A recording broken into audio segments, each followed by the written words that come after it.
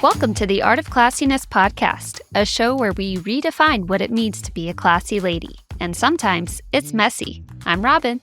And I'm Deborah, two friends turned classy ladies who are here to discuss life's ups and downs, navigating the complexities of adulthood, and how the gift of friendship is essential to belonging. Today we're exploring one of the most powerful forces in friendship, the instant bond that happens when you and your bestie passionately hate the same thing. We're talking everyday betrayals, public space crimes, tech frustrations, kitchen chaos, all the oddly specific pet peeves that can ruin your mood in 2 seconds flat. From loud chewers to slow walkers, this is your safe space for petty grievances, relatable rants, and the deeply satisfying, yes, me too moment. So follow along, give us your feedback, and don't forget to like and subscribe. What's up, classy ladies and gentlemen? Here we are. Let's do this. Robin, check on in. I'm so excited. Tomorrow, for the first time since we moved to Bend, I'm going climbing. Oh, fun. We're going with some new friends to Smith Rock, which apparently is very, very beautiful. And I haven't done any sort of outdoor climbing ever, and I haven't done any indoor climbing in like minimum 6 months. So it'll be interesting. Yeah. But I'm just so excited to do some climbing and explore more of Oregon.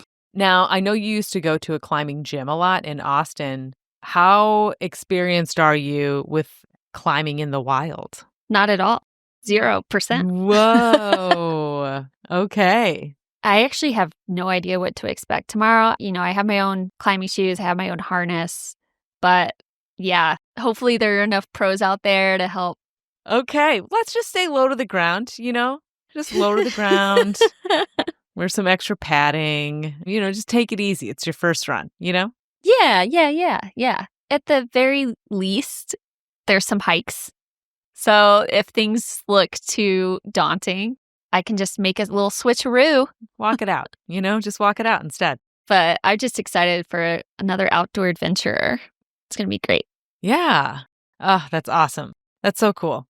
Yeah. How are you? I'm doing pretty good. Every weekend that rolls along, I weigh the pros and cons of having a garage sale versus putting my stuff up on Craigslist. And this weekend, I really thought was going to be the weekend that I finally was like, if nothing else, just pull things out and clean them up. Because my garage just has a lot of shit that I don't use anymore, from like a giant buffet, like furniture buffet that the old owners of this house just graciously left me when I moved in, to like the kids' crib is in the garage. Oh, wow. I've got 3 bed frames in my garage right now from like the kids just growing out of like their bunk bed and, a sleigh bed that I don't use anymore.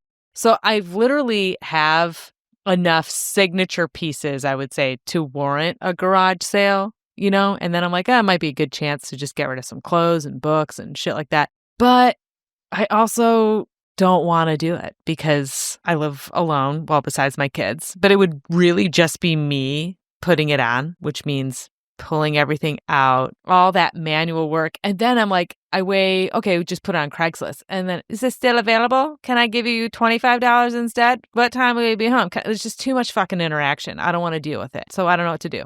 I will say, and I know you don't have a Facebook, but Facebook Marketplace is actually great for selling that stuff. Exactly. Because also you can see that they're a real person. Mm-hmm. You can check their profiles and stuff like that, whereas Craigslist is way more sketchy. Yeah. And you need people to come to your house to pick this up. So, like, I don't want you to list it on Craigslist. Right. Because then I'm like giving a rando on Craigslist my address. Yeah. I know. The only other thing you can do is just put a free sign on them. Just throw it outside. But I also need the cash. Okay. I need the cash. I get that. I'm just listing your options. I know. And every weekend that goes by in the summer, I'm like, I feel like I'm running out of time. So that has been the biggest thing I've thought about today is at what point am I just going to get rid of this shit, Because I need a big purge in this house. I need a big ass purge. I just need to get rid of all this crap that I moved here and literally haven't even opened out of the box yet, Oh, yeah. Yep. I should have just got rid of it then, and I didn't. And I also don't want to just haul it to Goodwill. But part of me is like, after this garage sale, there's probably going to be still so much crap left. I'm going to have to haul it to Goodwill anyway. So I might as well just give it to Goodwill. But then I'm like, even just a little bit of money, I would feel good about getting. So it's tough. If anyone is interested in these items listed, we'll post the links in our episode description. Yeah, exactly. Yeah. Well, speaking of everyday grievances, today we're diving into the hyper-specific annoyances that can derail your mood in record time. The ones that you can't really justify being mad about, but you are. From everyday sensory betrayals to water trickling down your arm when you wash your face, to public offenses like slow walkers and people who treat speakerphones like a podcast, we're calling out all the petty little things that drive us nuts. So today we're going to break into some different categories of things that Robin and I truly can't stand. And I'm excited to relate to these things because I think there's nothing better than bonding over the mutual hatred of one thing. So true. So true. And we broke these into categories. Our first one being tiny tortures and sensory betrayals. These are life's smallest inconveniences that can deliver the biggest rage. These are petty, personal betrayals that make you question if the universe is actively out to get you. Ugh. And this is my number one tiny torture grievance. Like, this is something that, I make a conscious decision every day of what shoes to wear based on what socks I'm wearing. Because when your socks get twisted inside your shoe mid-walk, like when it slides off your heel. Oh my God. Yeah. It is unnerving. So I'm still not down with the full-blown half-shin socks that are becoming popular again. But I am very happy that no-show socks are falling out of favor because those are the fucking socks that would always do that. And you would have to wear them with your low ankle shoes. And that would stop me from wearing that type of shoe so many times. For me, it's when you wear the no-show sock with a high top shoe. That's when I have problems. Oh. How the high top shoe is made, it pushes it off. Mm-hmm. So I have to wear different socks with the high top shoes. Yeah. It's a whole thing. I mean, in fairness, you really set yourself up for failure with that combo, It's true. High top shoe, high top sock. Everybody knows that. But sometimes you have I guess now you do have a choice. I personally think that my legs look so unflattering when my sock is above my ankle. Don't like it. I don't like it either. Sames. I don't like it. I get it. People are doing it. You're going to not do it again. And when you stop doing it, you're going to be like, look how fucking stupid we looked when we were wearing shin high socks with low top shoes. I don't think so, honey. Annoyingly, some people pull it off. I know. It's not me. That's another annoyance. Stop pulling it off, young person. These are really interesting because they are your sensory, you and I are low sensory girlies, so it doesn't surprise me that these piss me off. But for me, it's when you can feel that one rogue hair just brush up against the back of your arm and you don't know where it is on your shirt. You can't find it. And I have a lot of hair. I've been blessed with a lot of hair, which means I lose probably 100 strands a day. Or when you can feel that it's stuck in your bra somewhere. Oh, that's, the worst. I will change out of bras if I can't find it. I'm I'll be right back. I will shove my hand down my shirt in public. Mm-hmm. I don't care. Mm-hmm. I thought cutting my hair shorter, one of the benefits to it being this ridiculously short was well, maybe I'll have less of a problem with rogue hairs. No, it still falls out the same. Yeah. They still fall out the exact same. Now it's just shorter and harder to find because of its length. Yes. Awesome. Amazing. Yes. Another one that really grinds my gears. And what I hate the most about this one is how extended of a period you have to deal with it when it happens. And that's accidentally biting the inside of your cheek twice in the same spot. And then it turns into that sore that will not go away. And it gets worse every meal you have. And it just burns. Mm-hmm. The last one I had, I bit like right here at the front. Couldn't even kiss Seth. It hurt so bad. I was in so much pain. Yeah, and it's like you do it once and then it gets swollen. So then it's just ripe for the picking. It's guaranteed to happen again. Yes. Oh, my God. I hate that so much. Okay. This one I mentioned in the intro, and I think every woman understands this pain. Every woman gets this. When you wash your face and the water trickles down your arms. That shit, and it sometimes in the winter, it gets in your sleeves, you know? Oh. And it's just like, how do I do this at an angle in which I can spare my forearms from this? And I know that there is a product out there that you can buy. It's which like I have now. A sponge scrunchie. Yeah, like the little cuffs. Yes. And it's a game changer. It's a game changer. Oh yes. my God. Okay. And they're so cheap. You can get them on Amazon for like $4. I'm doing it. I'm finally going to pull the trigger. I bought a 6-pack, like 3 pairs, because you got to make sure to wash them. Otherwise, they'll get moldy because they catch all that water. They're wrist loofahs, pretty much. Yes. Mm-hmm. And it has just made washing my face at night so much more pleasurable. Mm-hmm. Okay. So much more pleasurable. So I can like just wear long sleeves and just do this and they don't get wet because I got my little cuffs. Okay. I'm going to pick them up. Add to cart. That is a solution to this tiny torture. We love that. We love solutions. Yes. So this last one is something I encounter a lot because I am a clumsy person. But spilling something on the shirt that you just put on or literally just washed. Say no more. Say no more. It's just so heartbreaking. There was one day where I had to change my shirt twice within 10 minutes. Oh, no. I kept making a mess. I had a bottle of foundation that had a really teeny, like, it wasn't like a screw-off cap that you could, like, pour. It was like a tiny, like, squirt bottle almost. And the number of times that I would go to squirt it on my foundation brush and just a little splatter would get on always white shirts. And it is almost impossible to get foundation out of a white shirt. I had to cut ties with several blouses that got the foundation splatter on them because I would, use OxiClean, I would soak, and that, when you dilute it, it just makes a bigger stain on your shirt and it never goes away. And I tell you, I have done that so many times. Even in Toronto, I had a brand new white tank top. Should have known better. I was drinking a Coke on the street and a little tiny bit dripped, went right onto my shirt. And then when I tried to clean it up, like I must have still had foundation on my hands from getting ready that morning. And so then it was just a brown old mess. I was like, God damn it. It was like the beginning of the day. No. I know. Every time, man. Have you done the dish soap thing with the toothbrush? Yeah.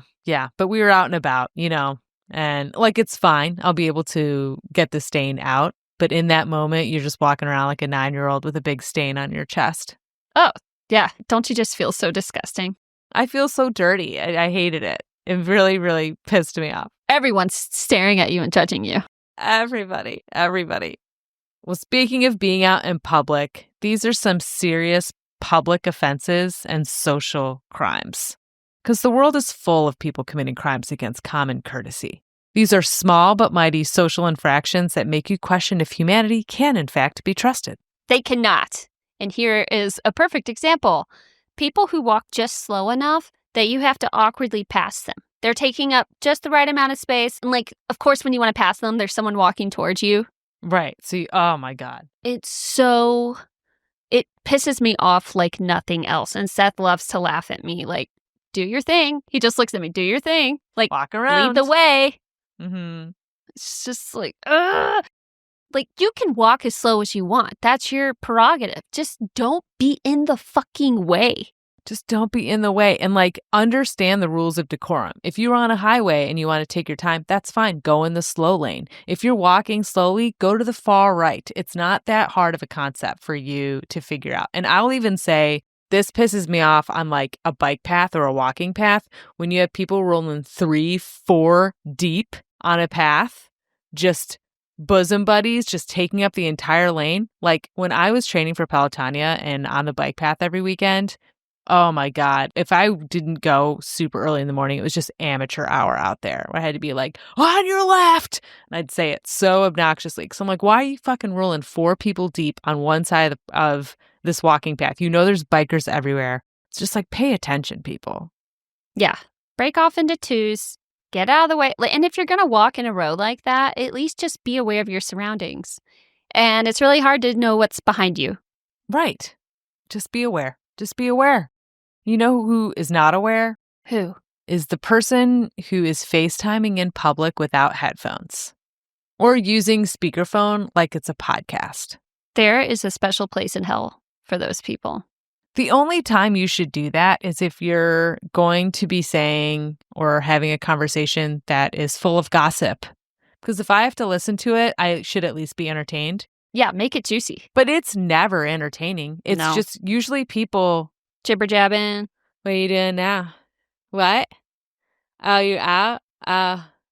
Okay. It's like the most boring conversation in the world. In the world. Put some headphones on. It's like they need this social companion to survive in public. Yes. Hey, I'm out. You want to hang out with me while I'm out? Just always having to be connected with someone. Like, no. And that's fine, but just put some headphones on. Put some fucking headphones on. It's not that hard. You know, don't get mad at me for listening is my thing. We all have headphones now. We all have them, whether it's Bluetooth or not. Yeah. I'm going to just start joining the conversation. And I see that happen again. I'm going to pop right in. Like, oh, I thought this was a group chat. We're all here. We can all hear it. We can all see you. I can absolutely see you doing that. Maybe one day I will. Test me. I think you might do it if I'm the one on FaceTime. Yeah, probably. Okay, moving on to more public offenses. Let's talk about traffic. Okay. When people unknowingly leave their turn signal on. I don't know why this pisses me off, but it really, really does. It really does. Like, how do you not hear in your car? I would argue they have their music on too loud. Okay, that's probably true. That's probably true. Because that's usually when I don't realize that I still have mine on. I remember being on a road trip with our friend Lauren, and we were stuck behind someone whose left-hand turn signal was on the freeway. And we were so annoyed by it. So we finally got around him and went in front of him and then put our left signal on until he figured out, oh, mine's on. And then we were all cool. But that was our way of being like, buddy, turn it off. How long did it take him to figure it out? Probably like a few minutes, like too long, you know? Yeah. And I'm hoping that in that time he was annoyed by us and was maybe going to curse our name until he realized that, you know, people who live in glass houses shouldn't throw stones. Oh, I was like, I don't know this sake. Really? People who live in glass houses shouldn't throw stones. It makes sense. Have you really never heard that phrase before? Maybe. Okay. It sounds familiar, but like I didn't know what you were going to say after that. Wow. Okay. All right. Well, you learned something new. Now, this one pisses me off more than any traffic infraction. Okay? And that's when people swerve left before they turn right. It's just a dangerous and dumb thing to do. It's so many things. It's dangerous. It's annoying. It's unnecessary. It is. Why you got to go all the way around like that? Why are you doing so much? Like, you're not in a fucking semi, okay? No, you're not. Chill out. The road was made the way it was made. I get so much rage from this one. So much. So does Seth. Like I have some road rage. And even when I'm not driving, I'm a shit talker. Oh yeah. I'm always shit talking. If people could hear me, what I'm saying to them in my car. And I learned recently the effects of giving a thumbs up. Yeah. Because I don't flip people off. Like, I'm not trying to start fights. I'm not trying to get shot. At least in Texas, that was the case. Yeah, you can't be messing around like that. Yeah. But, yeah, thumbs up. But, like, sarcastically, like, great job. Yeah. You fucking idiot. So that's what I'm going to start doing. Love that. I love that. Okay, stepping back into public venues, I know that I have strong opinions about this topic anyway, but people who, I don't want to say are bad at karaoke, but I will say who do karaoke badly. I need you to explain this because I don't understand what you mean. Okay, karaoke is a fun time for everyone, but it should be a fun time for everyone, right? So I feel like there's certain rules of decorum that people need to understand. One of them is singing such a deep cut song that you're clearly just like having a moment. You know, you're up there and you're singing one of the B-side tracks from the first Creed album. I get that you're going through a divorce, buddy, my guy. I get it. But you know what? Maybe play this song in your shower and go ahead and belt it out in there. We don't need to all go through what you're going through right now, okay? Read the room, make it fun. If it's not a song that most people can sing along to, probably not the song to sing at karaoke, in my opinion. I don't even care if your vocals are bad. That's a whole other thing, right? Sometimes people, they shoot a little too high and they crash and burn real easily. But another thing that really pisses me off is when the whole party gets on the stage. It's like, pick a few people. The whole group doesn't need to go up there. First of all, they never have that many microphones. And second of all, it's just, I don't like it. You know what I mean? Like if you need that support, fine. Choose 2 friends max to go up there with you. You don't need 10 people on stage. Yeah. Get your pips. Yeah. Get your pips. Get your pips. Because reading the room is so important. Guys, if you haven't pieced it together, Deborah is very passionate about karaoke. It's been a long time since I've done it. I'm ready to come out of retirement. Oh, I want to be there for that. I know. We gotta plan it. As an audience member. I'll get you on stage. I've retired. No. Okay. I wrote this one down. I love working out, lifting weights. So going to the gym is a regular part of my routine, and nothing pisses me off more than when someone uses a machine, sweats all over it, and then doesn't clean it. Don't make me sit in your sweat. Don't make me clean up your sweat. I just feel like COVID should have taught us one thing, and that is you're a big germy mess and you need to clean up after yourself. Yes. Like that is where staph infections happen. Okay? Mm-hmm. Mm-hmm. Wipe up your gunk.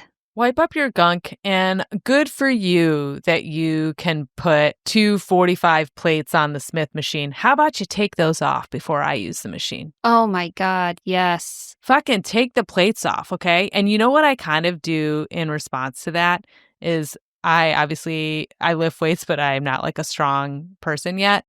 So sometimes I'll use like the 10, the 5, and the 2.5 on each side. Yeah. I'm like, I'm going to fucking leave those there because now you got to put 3 of them away. Actually, 6 of them. So fuck you, guy. Watching me struggle with this 45-pound weight, I'll fucking make you take off 3 separate ones. Yeah, like who did you think was getting on here next? Did you think you're doing the next person a favor? Yeah. Get out of here. Fuck off. Get out of here. I'm done with you. All right, let's transition to technology and modern life frustrations. Boy, do I have a lot to say about this one. Modern life has given us incredible technology and 1,000 new ways to lose our minds. These are the digital age disasters that test our patience and sometimes our will to live. And I will tell you, right before we started this podcast, I had like 5 different technology frustrations enter the chat. And I think Robin recorded some of them on Zoom, so we might post those. I got the butt end of it. I missed the best part, which Deborah was just talking to herself. Well, to the computer. Yes. And her headphones. You can do this. You can do this. Turn blue. Just give me that blue light. Wouldn't fucking connect. But I digress. So the first one feels like a personal attack. And that is when someone responds with a thumbs up emoji. The thumbs up emoji instead of a heart, it just feels like, what have I done to you? Why do you hate me? It just feels like such a personal assault. A thumbs up. Because think about what you said earlier about being in a traffic jam and giving someone the passive-aggressive thumbs up. That's how I feel when someone thumbs up. If I send a picture and you thumbs up my picture, what did I do to offend you? Why do you hate me so much? Okay, there are a few things where thumbs up is okay, I would say, like confirming plans or like you're texting someone, I'm on my way, random stuff like that. Mm-hmm. But otherwise, yeah, it does feel kind of like a fuck you. It does. But that's kind of why my association with the thumbs up is like so offensive. Like, what do you mean a thumbs up? Yeah, do you not care Yeah. about what I said? Why do you hate me? Like, it's easier to heart things than it is to thumbs up. Yes, it's the first. Yes. I think on the iPhone, it's like the first response. It's right there. Double tap. It's funny because sometimes it doesn't bother me and other times it does. It really depends on the text. It's just like, why did you thumbs up that? I really feel like it deserved a heart. I know. Like, I know. Yes. It's hard to like give very specific examples. It's just a feeling. Mm-hmm. Mm-hmm. And I feel like it deserved a heart. I know. I hear you. I hear you. I know in this day and age, we do a lot more typing on our computers and our phones than we do writing. But that doesn't stop us from having to place signatures on credit card receipts, etc. And don't you just hate it when the pen only halfway works? It works just enough that it skips and ruins your handwriting. And then you try to like do the little swirl thing and then it just stops working completely. And then you have to ask for another pen and the paper is all fucked up. Yeah.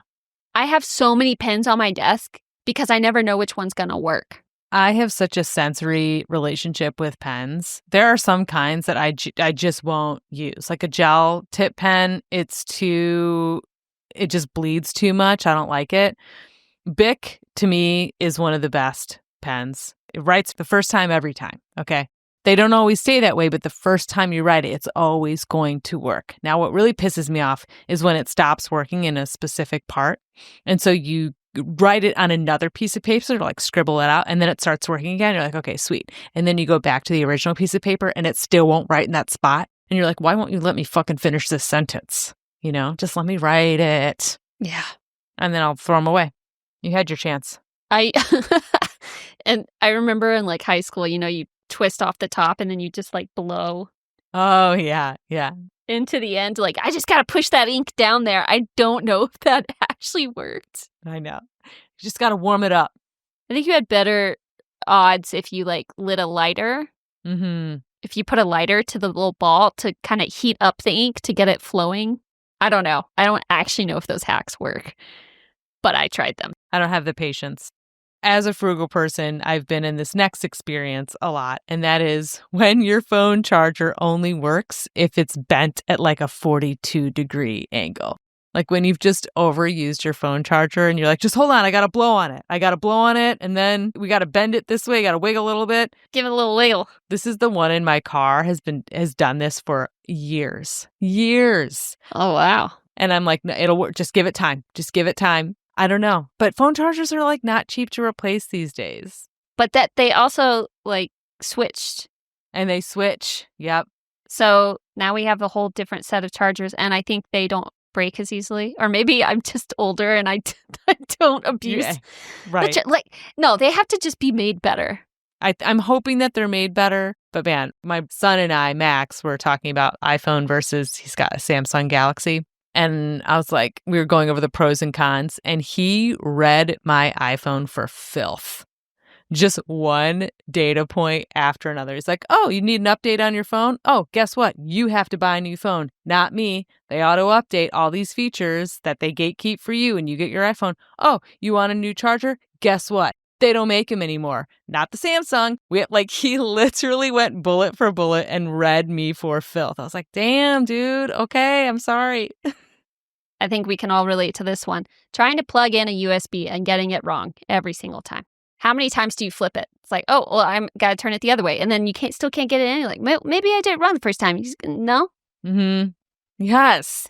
Why is it that the first time it just doesn't want to go in? I've never put it in one time in my life. It's a 3-turn operation every single time. Truly. Infuriating. It's the worst. And I like the USB-Cs because it doesn't matter. It goes in both ways. You're good. Yeah. Okay, this one will literally drive me into a spiral. But when you go to click something on a web page, or maybe like the page is already being slow and then your option is finally available to click. And then right when you click it, the web page moves. So you click on something else and it takes you to another place on the web page. It's like, you did this to me. You bamboozled me. I will stop reading an article if that happens. Like, nope, I'm not looking at this ad. Get out. I'm done reading this article. I don't care what happened. It pisses me off. Like, get that spam out of here. God, that drives me nuts. And then, or just like move slightly and you're like, yeah. Ugh. And just like the little tiny X where you're trying to hit it and you can't tab it. It's so frustrating. It's so frustrating. Speaking of web pages, you know how you get looped into those free quizzes? And you're like, yeah, sure, I want an answer to this. Especially, you recently tried to do a quiz for your attachment style. Yeah. You get all the way to the end and then it wants you to pay for the results. Yeah, tell me up front.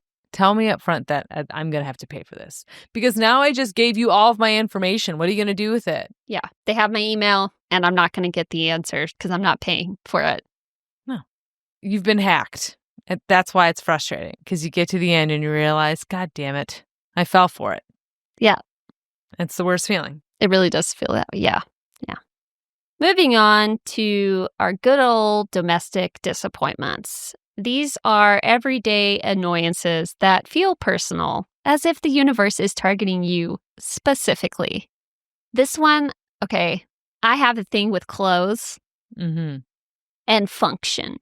Pants that don't have pockets, or like the fake pockets. They're just like, they make it look like you have pockets, but they're not pockets. It's specifically targeted towards women. Yeah. I like to put things in my pockets. Can I have pockets big enough to stick my hands in there? Yeah.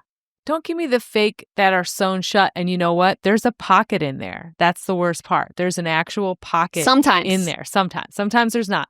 I had a pair of pants that had the pocket sewn, but there was an actual pocket in there. And so I was complaining about this at work. And my boss was like, well, why would you want front pockets? It's so unflattering. That's why they sew them, is because it makes that area in your body like puff out and it's unflattering. And then other people agreed with her. And I was like, whoa, what? You're telling me you would rather not have pockets? And they're like, yeah, because then it bulks out and then it's not as slim. Like you don't look as slender. And I'm like, I don't care about that, lady. Literally never thought of that. No. And then I did it and then it's all I could see. Like I cut open the thread. And then when I walked around, I was like, oh, I do kind of look like a dump truck. Really? Kind of, yeah. Well, I mean, there's a way to do pockets well. And if you don't do them well, then they do look stupid. But there's a way that they look nice. Guys have pockets all the time. They don't look dumb. Exactly. And now, like, I see what's in right now is girls are wearing, like, really wide leg baggy jeans. And those have pockets. Those have giant pockets. And I'm happy to see it. Good for them. But you won't catch me wearing those kinds of pants. Okay, this next one might just be specific to me, but when my dog barges in my room, like literally uses his blockhead to bust the door open just to prance on in here, that pisses me off so much. And I know he doesn't mean any harm by it. I know he's just a dog and he wants to say hello. But it's just that barging open of the door because I never clock right away that it's my dog. I feel like it's my kids that know better. So when it initially happens, it just spikes my annoyance level. But he also can't stop the door from hitting the wall. So it's like a two-prong attack. It's like you've barged in here, you've interrupted my train of thought, and now the door is going to hit the wall. And it's like, can't you figure out a way to knock? Can't you figure out a way to ask if it's okay to come in? You got to teach him. I know. And I don't know why it drives me. And then he does it in my bathroom when I'm in my bathroom. I'm like, I am trying to have a moment. I'm trying to have a moment in here, Chaco. Or Chaco. Is the door closed all the way? No, I don't, because it's my bathroom. It's my house. It's my domain. I don't always have to close it. You know what I mean?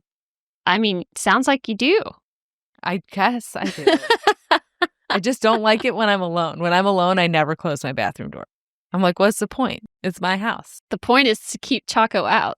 I have to close the door to the bathroom to keep Penny out because she does the same thing. She doesn't barge in, but she'll push the door open and stick her head in like, what you doing? And then I feel exposed, Yeah. you know? Yeah. Yeah.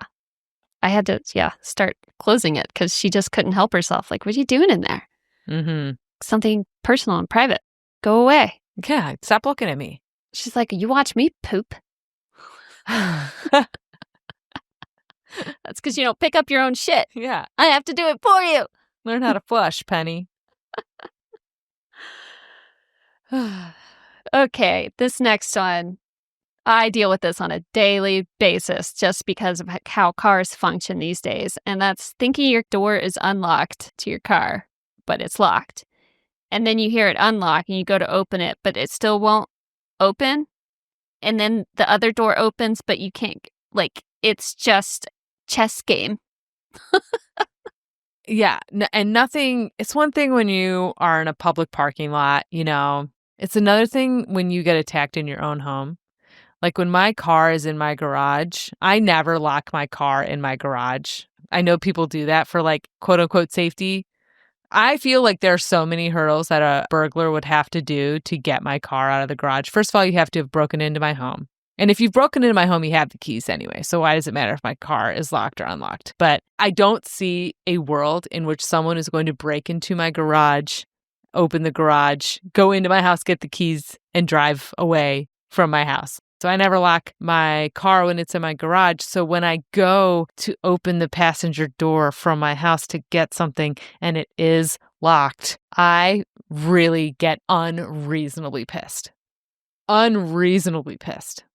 Now I got to go back in, find the keys, unlock it. And when you hit unlock on your key, it doesn't keep your car door locked forever. It times out. So if you don't open it after you unlock it, and I think it's like 30 seconds, it'll lock again. So you got to like time it right. Oh my God. I hate it. Yeah. Yeah. Yeah. Another thing I hate, since we're on the topic, is when you lose one sock. And I know that this is a common thing. And it happens so much in my household because my kids, they don't have any standards for themselves when it comes to getting dressed. And they also just throw their socks off whenever they come home. And as a result, they're always losing one. They don't even try to wear matching socks anymore. They will wear one black soccer sock and then just a regular white sock on the other foot. They will wear That would drive me nuts. a trampoline park sock and then a regular, like, short one. Different colors, different styles. They have no standards when it comes to socks, and it drives me crazy, but mostly because once we get into that mode, like I'm never able to pair these socks up again. Now they're in different dirty laundries. They are in different rooms. They're in different drawers.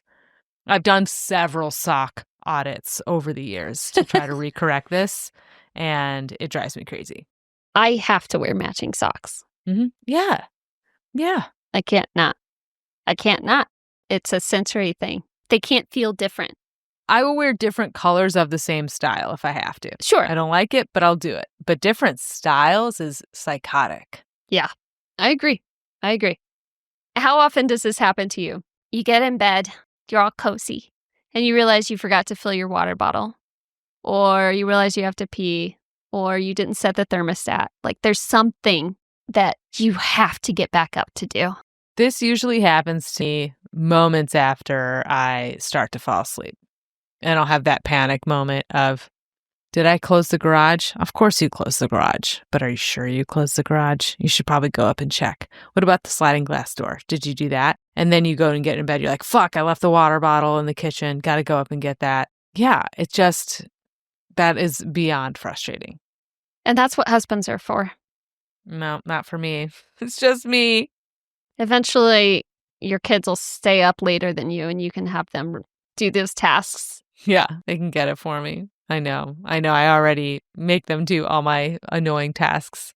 So another thing that happens sometimes when you're in bed is when you wake up to hear the garbage truck and then you realize that you didn't put yours out the night before. The number of times that the waste management people have seen me in a robe just running down the driveway with a trash can, and I'm proud of myself. I will time it perfectly and just get out there.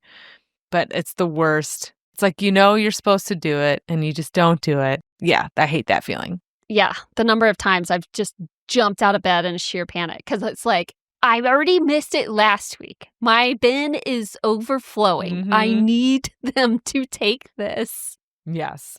I have chased them down the alley before. Oh, wow. Okay. They were a couple of houses down. I was like, wait, no, please. Please, it's my last one, please. I'm barefoot. Please take it. Like, Yes. they get a good laugh. That's for sure. Mm-hmm.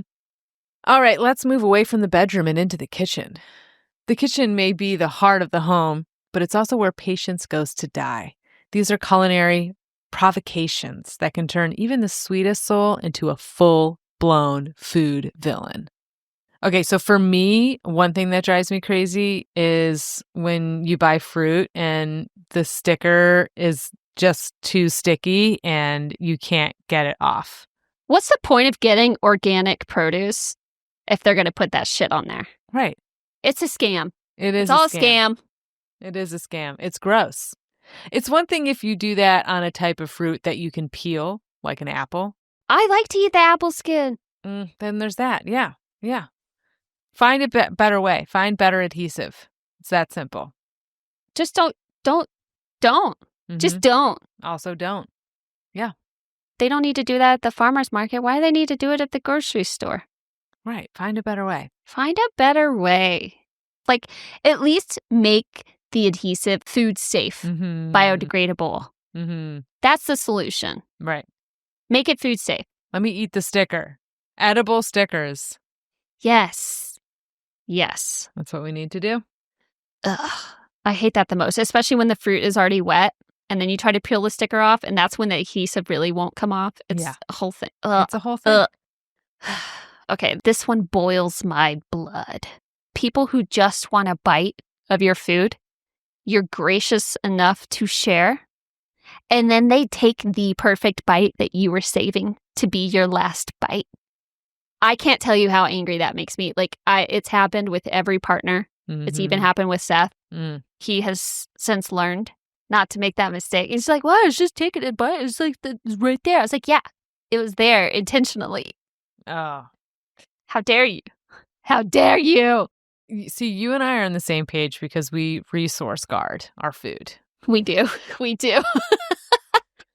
We do. I am not the first to offer to share, until I make sure I've gotten what I need to get out of it. And I think we've talked about this before. Yeah. When it comes to eating food off other people's plates, I just wait till they slow down. I wait till they're so sick of it that they don't mind that I'm going to go to town on it. So, yeah. But we also have a friend who she's the complete opposite.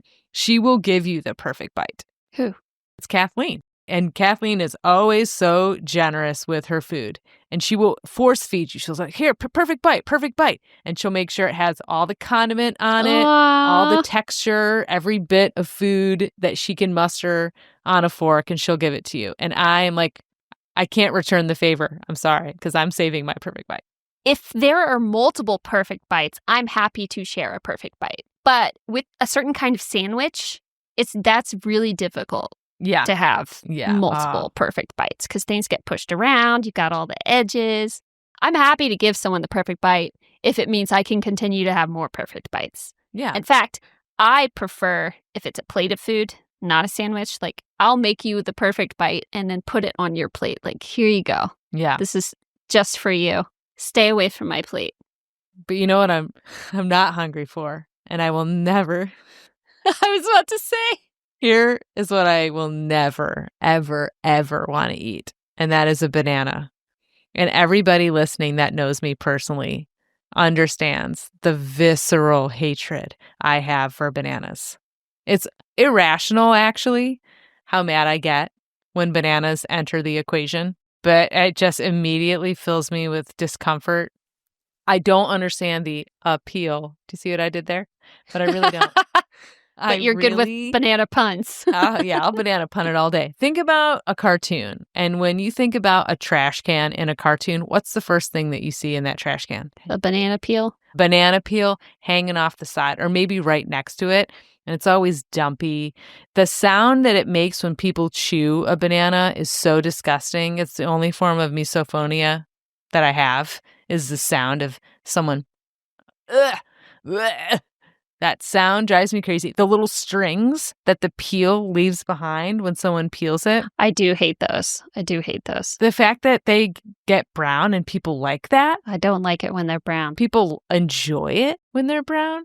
It makes everything smell like banana. There's not another fruit that you can eat in public that makes the room smell like that thing the way a banana does. And then you throw the peel in the trash and your whole trash smells like banana now. I can't be around it. I want nothing to do with it. And the worst part about telling people how much I hate bananas is they'll think it's funny to be like, I'm eating a banana. Or they'll leave one or a peel like near me. And I'm like, why are you trying to assault me? I'm going to file a fucking police report for assault and battery if you do this again. That's how mad I get about it. That's hilarious. My mom doesn't like bananas. I don't think it's on that level. Few people have it on my level. She loved them so much as a kid. I think she ate too much. Too many. Mm-hmm. Mm-hmm. I get some of your grievances with bananas. I get it. It changes my smoothie game entirely because 90% of smoothies have bananas in them for no reason, and they always act like it's such a big fucking deal to ask them to switch it out to another fruit. Like acai bowls are usually blended with bananas, and I have to tell them. Well, because it adds that creaminess factor. Yeah, but you know what? Who cares? Okay. You could switch it out with avocado. That's a good swap. And they love upcharging me for that. Or I'll ask for a mango because the mango also can offer that. And they're like, I don't know. I'm like, you can do it. You can do it. I make it at home. Or sometimes I say, no banana. I can't have banana. And they still use it in the base. And I can taste that shit immediately. And so now I've just had to lie to people and tell them that I have a severe banana allergy. It's the only time people take that stuff seriously. You gotta lie. You've forced me to lie about it because you didn't think it was that big of a deal. So now here we are. So there we go. I wonder how many people will relate to that. I want to know. Are you a banana hater? Let me know. But speaking of the sound of chewing, particularly when you're already in a bad mood. Like if I'm already overstimulated from the day and someone next to me starts eating chips, my eye will start twitching like it's all I hear. It's all I hear. And I can't help but to like either I have to get up and walk away, or if it's my poor sweet husband, I have to say like, are you trying to piss me off right now? Is your mouth closed even? He's like, sorry for existing. And I'm like, exist less. Yeah. No, that's terrible.